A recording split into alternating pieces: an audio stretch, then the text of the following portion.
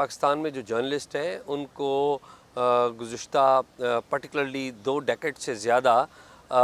جو خطرات ہیں وہ ان کی جان کے خطرات بھی ہیں، ان کو جاب سیکیورٹی کا مسئلہ ہے، اور ایٹ دی سیم ٹائم ان کو نفسیاتی جو دباؤ ہے اس کا مسئلہ بھی موجود ہے، اور جس کی وجہ سے آپ دیکھتے ہیں کہ سینسرشپ اور سیلف سینسرشپ جیسے ایشوز ہیں، جس کی وجہ سے جو صحافی ہیں وہ پورا سچ بیان کرنے سے گریزاں ہیں یا بیان کر نہیں پا رہے، ڈرتے بھی ہیں، خوف بھی ہے، کبھی جان کے جانے کا خوف ہے، کبھی اٹھا لیے جانے کا خوف ہے، اور کبھی آپ کی جو نوکری ہے اس کے جانے کا بھی خوف ہے۔ گورنمنٹ یہ کہتی نظر آتی ہے کہ جی وہ تو پروپیگنڈا پھیلا رہے تھے، وہ کون سے صحافی تھے، وہ صحافت کے نام پر دھبا تھے۔ یہ کس طرح کی لاجک ایک سٹنگ گورنمنٹ سے آتی ہے جہاں پہ آپ کے پاس قوانین موجود ہیں، چاہے آپ ان کے برانڈ آف جرنلزم سے اختلاف کریں نہ کریں، چاہے وہ پارٹی ورکر ہوں، اٹھا لیے جانا اور اتنے عرصے غائب رکھنا، کیا جرنلسٹ کمیونٹی میں پاکستان میں اس وقت ان کو لے کے خوف پائے جاتے ہیں؟ ارم بات یہ ہے کہ جب کوئی بھی حکومت اس دلیل یہ دفاع کرنے کی کوشش کرے کہ کسی شہری کو اٹھا لیا ہے چونکہ وہ کسی خاص جماعت سے تعلق رکھتا تھا یا اس کا جرنلزم ہمیں پسند نہیں ہے، وہ کسی خاص جماعت کے لیے کرتا ہے، تو یہ بڑی بودھی قسم کی دلیل ہے۔ بنیادی بات یہ ہے کہ آپ کسی بھی شخص کو، کسی بھی شہری کو لاپتہ نہیں کر سکتے، جبری طور پر لاپتہ نہیں کر سکتے۔ عملی طور پر یہ لاپتہ ہونے کے مسائل نہیں ہیں، یہ اغوا کے مسائل ہیں، اور آپ کو پتہ ہے کہ پاکستان میں اس طرح کا جو لاپتہ ہونا ہے یا جبری گمشدگی اصل میں ایک ریاستی اغوا ہے جس میں ریاستی اداروں کے اوپر انگلیاں اٹھائی جاتی ہیں۔ کیا پیغام ریاست دینا چاہتی ہے یا ریاستی حلقے اس طرح سے صحافیوں کو غائب کر کے؟ ارم پاکستان میں ریاست کانسٹنٹلی پیغام میڈیا کو اور آزادی اظہار کے حوالے سے یہ دینا چاہتی ہے کہ صرف آفیشلی اپرووڈ ٹروتھ ہے وہی بولا جائے، جو آفیشلی اپرووڈ ٹروتھ نہیں ہے وہ اسے قبول نہیں کیا جائے گا، اور اگر کانسٹنٹلی آپ وائلیشن کریں گے تو آپ کو اٹھا لیا جائے گا۔ اٹھانے کے بعد آپ کی جو پوری کمیونٹی ہے وہاں پر ایک خوف کی فضا پیدا ہوگی، اور ریاست کے بعض لوگ یا بعض ادارے یہ سمجھتے ہیں کہ خوف کی فضا قائم کرنے سے جو سچ ہے اس کو سامنے پیش نہیں کیا جا سکتا، یا سچ کی راہ میں رکاوٹیں پیدا کی جا سکتی ہیں، وہ والا سچ جس سے تمام لوگ ڈرتے ہیں۔ جو اسپیس ہم نے دیکھا پاکستان میں جو ڈیجیٹل پلیٹ فارمز نے کیپچر کی ہے، جہاں پر پوری دنیا میں ویریفائڈ انفارمیشن کا کانسیپٹ جو ہے اس کو کنونشنل نیوز میڈیا جو ہے وہ انٹروڈیوس کراتا ہے تاکہ حقائق کو جانچا جا سکے۔ آپ کو لگتا ہے کہ ایز اے صحافی سچ کی قدر دنیا میں اس وقت جو ماحول ہے کم ہوتی جا رہی ہے؟ جو ڈیجیٹل پلیٹ فارمز ہیں ان کے ذریعے فیک نیوز، پروپیگنڈا اور ڈس انفارمیشن کیمپینز بھی چلائی گئی ہیں، جو کہ خود فری میڈیا کے لیے ایک بہت بڑا چیلنج ہے۔ جو فری میڈیا ہے آج کی جدید ورلڈ میں، اس کو جو سب سے بڑا ڈیمیج دیا گیا ہے یا ڈیمیج پہنچایا گیا ہے وہ ان لوگوں یا ان افراد کی طرف سے پہنچایا گیا ہے جو کہ سوشل میڈیا پلیٹ فارمز کو یا ڈیجیٹل پلیٹ فارمز کو اپنے ذاتی یا اپنے اجتماعی مفاد کے ایجنڈے کے فروغ کے لیے استعمال کرتے ہیں۔ جو پاکستان میں یہ جو چیلنج ہے یہ صرف پاکستان کا چیلنج نہیں ہے، یہ ایک گلوبل چیلنج بن چکا ہے۔ ابھی آپ نے مجھے یہاں پہ وائس آف امریکہ میں جو دعوت دی ہے تو امریکہ کے اندر بھی فیک نیوز اور پروپیگنڈا ایک چیلنج کے طور پر سامنے آیا ہے، اور دوسری جو ترقی یافتہ ممالک ہیں وہاں پر بھی یہ مسئلہ ہے، پاکستان میں بھی ہے، لیکن پاکستان میں چونکہ کنٹرول جو جمہوریت ہے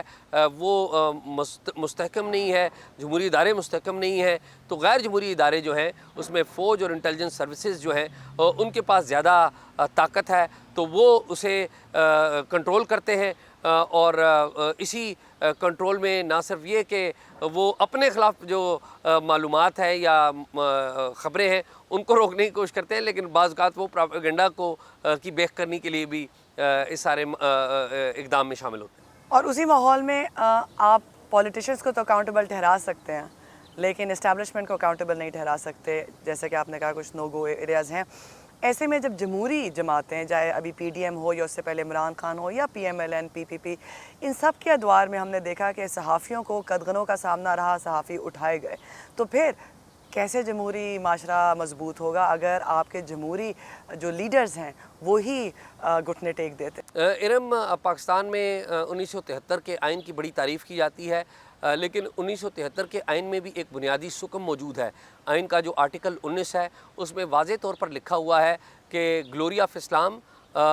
फ़ौज और अदलिया के ऊपर आप तनकीद नहीं कर सकते। चलें, इस्लाम तो एक मजहबी मामला है, ये एक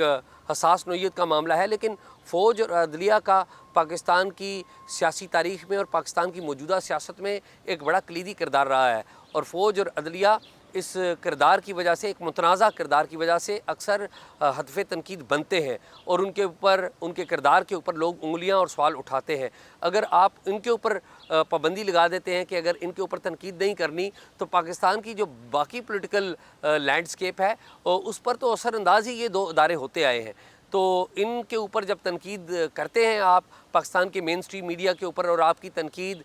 या आपकी जो मालूमात है या ख़बरें हैं वो नहीं रिले हो पाती या उसे उन्हें तोड़ मरोड़ के रिले किया जाता है, तो इसका मतलब ये होता है कि आप पाकिस्तान में आज़ाद मीडिया को फलने फूलने नहीं दे रहे। और इस फलने फूलने की राह में ना सिर्फ ये इदारे यानी कि फ़ौज और अदलिया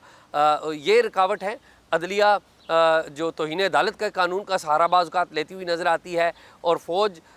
या इसके जो इंटेलिजेंस इदारे हैं उनके ऊपर तो आपको पता है कि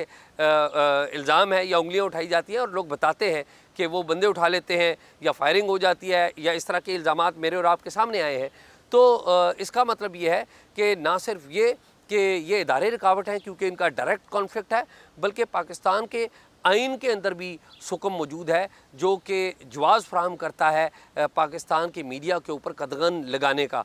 एजाज़, आप पे ख़ुद भी 4 अटैक्स हो चुके हैं। हामिद मीर का भी वाक़या हमारे पास है, सलीम शहज़ाद का केस भी है। जब इन केसेस की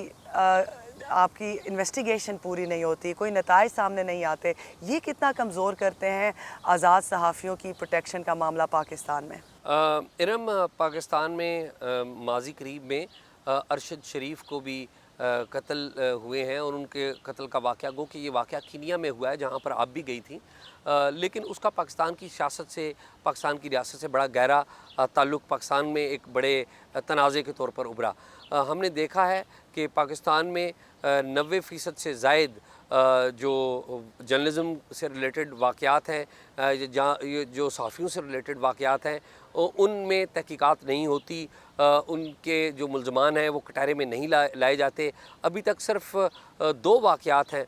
जिनकी तहकीकात हुई और उनके बाज़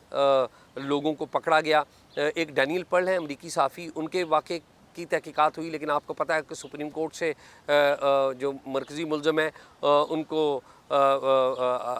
छोड़ दिया गया। और फिर हमने देखा कि कराची में एक जर्नलिस्ट थे, उनके वाक़े में एक सियासी जमात के कारकुनों को पकड़ा गया और उनको सज़ा मिली। लेकिन इन 2 वाक़यात के अलावा हमारे पास कोई ऐसी बड़ी मिसालें मौजूद नहीं हैं जिनमें सहाफ़ियों को कत्ल कर दिया गया हो, लापता कर दिया गया हो, गुमशुदा कर दिया गया हो, तो उसके मुल्ज़मान कभी सामने आए हैं। शायद ये मुल्ज़मान कभी सामने नहीं आएंगे, सहाफ़ी इसी तरह उठाए जाते रहेंगे, सहाफ़ियों पर मुश्किलात का जो दौर है वो कायम रहेगा। उस वक्त तक ये दौर कायम रहेगा